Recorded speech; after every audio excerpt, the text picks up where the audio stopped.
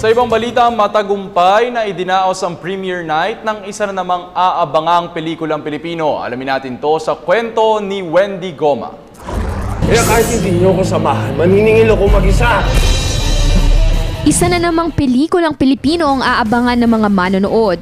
Ito ay ang bagong dugo na isang action-packed crime drama Pinoy film. Bida sa nasabing pelikula si Joem Bascon, kasama ang iba pang mga veteranong aktor sa industriya na sina Mark Hill, Roy Vinson, Dick Israel at iba pa. Isang mall show ang isinagawa sa activity center ng Fisher Mall kung saan ay pinakilala ang lahat ng casts.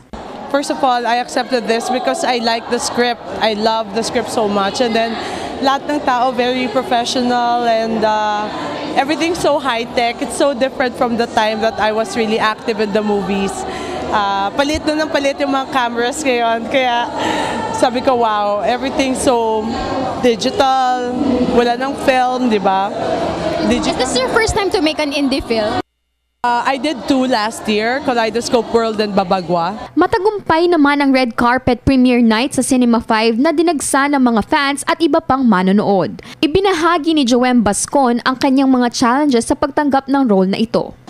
Boxer kasi ako. I know striking, pero I really don't know how to kick. So, sila Tatay Val, sila yung nagturo sa akin kung paano sumipa, kung paano yung rolling, yung mga pag-roll yun ng mga stuntman. So, yun, basically, tinuro nila lahat on how to be a stuntman. Ang ganda talaga. Ngayon lang ako nanood ng action, talo na Tagalog. Mahilig kasi ako sa English, pero ang galing talaga ng cast nila. Lahat ay tila namangha at nahusayan sa pagkakagawa ng pelikulang ito. Kaya naman, nagpahayag ng pasasalamat si Direk Val Iglesias at hiningi niya ang patuloy na pagsuporta ng mga manonood para sa mga action films.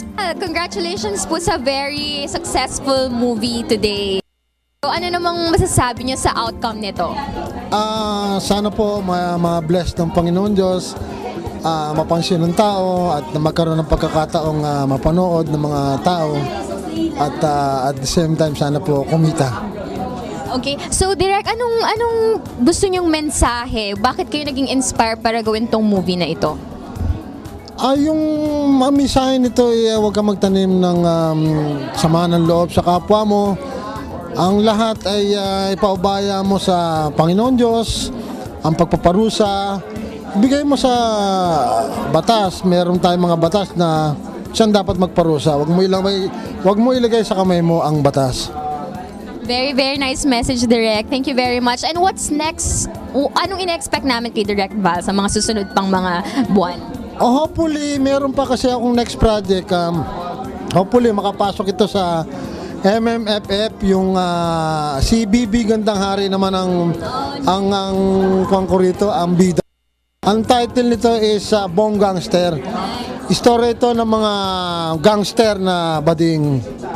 Okay. Very interesting, Direk. Again, congratulations and more powers to you, Direk. Maraming salamat din po. Ang bagong dugo ay mapapanood na simula May 28 sa lahat ng SM, Ayala at Robinsons Malls, pati na rin sa 20 major cinema provinces nationwide. Para sa Telebisyon ng Bayan, Wendy Goma.